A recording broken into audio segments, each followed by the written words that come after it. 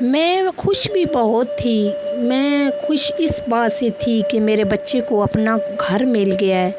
چلو میری زندگی تو برباد ہو گئی، میرے نصیب میں شاید یہی لکھا تھا، لیکن حسن کو میں چاہتی تھی کہ وہ اپنے باپ کے سائے یا اپنے باپ کے گھر میں پلے۔ میری یہ کوشش بھی ناکام رہی، لیکن یہ ہے کہ میں نے کوشش بھرپور کی۔ وقت گزرتا گیا، میں اس گھر میں رہنے لگ گئی، نماز پڑھنے لگ گئی، تہجد پڑھنے لگ گئی، اللہ کا شکر ادا کرنے لگی کہ جو کچھ بھی ہوا ہے پھر بھی الحمدللہ میرا بچہ اپنے گھر آ گیا ہے۔ میرے پاس ایک چھوٹا سا کمرہ اور چھوٹا سا بند گھر تھا، چھوٹا سا سین تھا، اسی میں کچن تھا اور ساتھ اٹیچ باتھ روم تھا۔ مجھے گھر سجانا بہت آتا تھا، میں نے بڑا پیارا گھر سیٹ کیا۔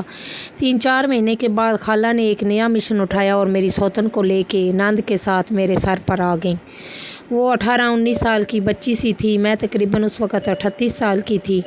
میں نے اس کو ویلکم کیا اس ڈر سے کہ اگر میں اس کے ساتھ ذرا سا بھی کچھ کروں گی تو خالہ مجھے کمرے سے نہ نکال دیں۔ دیا ہوا تو مجھے ایک ہی کمرہ تھا، لیکن وہ ایک کمرہ میرے لیے محل نما تھا، کیونکہ میں خوش تھی کہ حسن اپنے گھر میں ہے۔ میں نے اس کی بڑی خدمت کی، میری نند نے مجھے بہت چلایا، اس کو دلہن بنایا، خاندان میں پھرایا، سب سے تعارف کروایا، لیکن وہ بچی اتنی بری نہیں تھی۔ اس نے میرے مائکے والوں کے ساتھ بھی سلام دعا کی۔ وقت گزرتا گیا، وہ واپس چلے گئے۔ تقریباً کوئی سال کے بعد ان کی شادی کو سال ہونے والا تھا تو میرے دیور کی شادی آ گئی۔ جلیل اس دوران واپس نہیں آئے تھے، وہ میرے دیور کی شادی پہ ہی واپس آئے، اور وہ دن آ گیا کہ خالہ کا فون آیا کہ ہم دن رکھنے آ رہے ہیں، جلیل بھی ساتھ ہے، تم نے بڑا سائڈ پہ ہو کر رہنا ہے، کیونکہ ہم نے ایگریمنٹ کیا ہوا ہے کہ وہ اپنی پہلی بیوی کے ساتھ نہیں بولے گا، اور یہ نئی نویلی دلہن ہے، پہلی ان کی ملاقات ہے شادی کے بعد، تم نے خبردار کوئی مسئلہ بنایا۔ میں نے کہا جی جیسا آپ کا حکم میں ویسے ہی کروں گی۔ شام کے 7 بجے بیل بجی، میں دروازہ کھولنے گئی تو وہ سارے آ گئے تھے۔ جلیل کا وہ غرور، وہ موڈ میں کبھی بھول نہیں سکتی۔ عمر تو بہت زیادہ تھی، لیکن وہ ینگ لگنے کے لیے اس نے خود کو بڑا چینج کیا ہوا تھا۔ پینٹ شرٹ پہنی ہوئی تھی بلیک کلر کی، ڈاٹس والی شرٹ تھی بلیک، سادہ پینٹ تھی جینز کی، اور بڑے بوٹ پہنے ہوئے، جیسے شو کر رہا ہو کہ میں تو بھی 18 سال کا لڑکا ہوں، لیکن منہ سے وہ 45 سال کا تقریباً اس وقت وہ تھا۔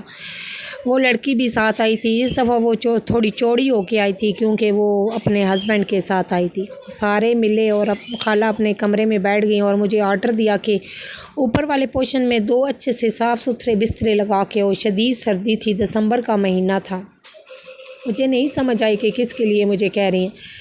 میں گئی، اوپر سے اپنے جہیز کی رضائیاں ویلوٹ کی بلو کلر کی لگائیں اور صاف ستھرا ہیٹر لگایا کہ ایک دم دروازہ کھلا اور جلیل اپنی بیگم کو کہتے ہیں کہ آ جاؤ اندر، کمرہ تیار ہے۔ مجھے بڑی تکلیف ہوئی، میں نیچے آئی، کمرے میں آ کر خوب روئی، لیکن کسی کو ظاہر نہ ہونے دیا۔ میری ساری رات جاگتے گزر گئی اور سوچتے گزر گئی کہ میرا کیا نصیب تھا، میرا قصور کیا تھا۔ بہرحال میں صبر سے کام لینا چاہتی تھی کیونکہ میرے بچے کا اس میں فیوچر تھا۔ صبح ہوئی تو میرے بڑے نندوئی نے مجھے بلایا اور کہا کہ تمہارے ساتھ رات کو انہوں نے بڑا ظلم کیا ہے، اس نے ایسے نہیں کرنا تھا، تم بھی اس کی بیوی تھی، لیکن اس نے تمہیں جلانے کے لیے یہ سب کچھ کیا ہے۔ بیٹا تم میری بیٹیوں جیسی ہو، وہ بہت اچھے تھے، ہمارے خاندان کے تھے، میری امی کے کزن کے بیٹے تھے۔ انہوں نے کہا بیٹا تم نے گھبرانا نہیں ہے اور ثابت قدم رہنا ہے، یہ 4 دنوں کا میلہ ہے، شادی کا گزر جائے گا، لیکن تمہاری پوری زندگی کا سوال ہے، تمہارے بچے کا سوال ہے۔ میں نے کہا بھیا آپ پریشان نہ ہوں، میں ہمت اور حوصلے کے ساتھ ادھر ہوں اور انشاءاللہ ادھر ہی رہوں گی۔ صبح میں نے سب کے لیے خالہ کے ساتھ مل کر ناشتہ بنایا۔ خالہ اس کو اوپر سے بلاتی ہیں، وہ مسٹر اینڈ مسز آ گئے، اس کے لمبے لمبے بال تھے، چھوٹی سی لڑکی تھی، بال اس نے کھولے ہوئے تھے، اور جو میں دیکھنے کے حوصلہ نہیں رکھتی تھی میں نے وہ بھی دیکھ کر آنکھیں بند کر لیں اور چپ کر کے خالہ کے ساتھ نوکروں کی طرح کام کرنے لگ گئے۔ جلیل کی شوخی ہٹ درمی نے میرا دل بڑا دکھایا تھا، لیکن میں چپ ہو کر بیٹھی رہی۔ ہم دن کو چھوٹی خالہ کے گھر گئے، دن رکھنے دیور کے، دن رکھے، ڈھولک بجائی۔ جلیل نے سعدیہ کو، اس کا نام سعدیہ تھا، ساتھ لگایا ہوا اور مجھے ایسے اگنور کر رہا تھا جیسے میں تو کبھی اس کی زندگی میں آئی ہی نہیں تھی۔ میرے بچے کو بھی کسی نے وہ اہمیت نہیں دی، لیکن میں حسن کے ساتھ خوش تھی۔ میں نے بلو کلر کی ساڑی پہنی اور میک اپ کیا، بڑی پیاری لگ رہی تھی، لیکن میری آنکھوں سے آنسو تو نہیں تھے، لیکن میرا دل چھلنی ہوا پڑا تھا اور دل خون کے آنسو رو رہا تھا۔ میں وہ نظارہ کبھی نہیں بھول سکتی۔ میرے مائکے والے بھی آئے ہوئے تھے، ظاہر ہے دونوں خالہ، ایک خالہ کا بیٹا تھا، دوسری خالہ کی بیٹی تھی، خاندان کا مسئلہ تھا، لیکن امی کو میری طرف دیکھ کر بڑا دکھ ہوا، پر میں حوصلے اور ثابت قدمی سے پروگرام اٹینڈ کر کے رات کو کمرے میں آئی اور خوب روئی، اتنا روئی کہ روتے روتے صبح ہو گئی۔ وہ 2 دن رہے، ان کی بدتمیزیاں، بے شرمیاں دیکھ دیکھ کے میرا بڑا دل جلا، لیکن میں حوصلے میں رہی۔ دن رکھ کر وہ واپس جانے لگے تو خالہ نے کہا کہ اگلی دفعہ ہم مہندی کے لیے آئیں گے تو تم ہمارے ساتھ چلنا، کیونکہ ادھر شادی ہم نے لاہور کرنی ہے، تو تم بھی اپنے گھر چلو، کیونکہ ابھی ہم تم کو ساتھ نہیں لے کے جا سکتے، لیکن اس وقت چلنا۔ میں نے کہا جیسے آپ نے کہا میں ویسے ہی کروں گی۔ وہ چلے گئے۔ اگلے سنڈے کو وہ پھر مہندی کے لیے آ گئے۔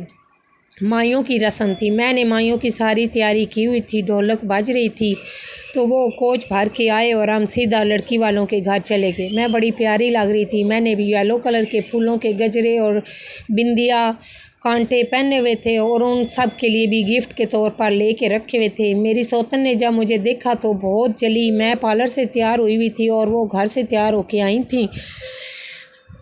اس کو بڑی تکلیف ہوئی اور سب سے زیادہ تکلیف جلیل صاحب کو ہوئی، کیونکہ وہ بہت جیلس ہوئے کہ یہ تو ویسی کی ویسی ہے، اس کو تو کوئی، وہ مجھے جلانا چاہتے تھے، لیکن اللہ نے مجھے اتنا صبر دیا ہوا تھا۔ جب اللہ آزمائشیں ڈالتا ہے تو بندے کو ہمت اور صبر بھی بہت دیتا ہے۔ میں شاید اچھی بیوی نہ تھی، لیکن میں ایک بہت اچھی ماں تھی۔ مجھے حسن کی تکلیف کا بڑا احساس تھا کہ میرا بچہ اس قابل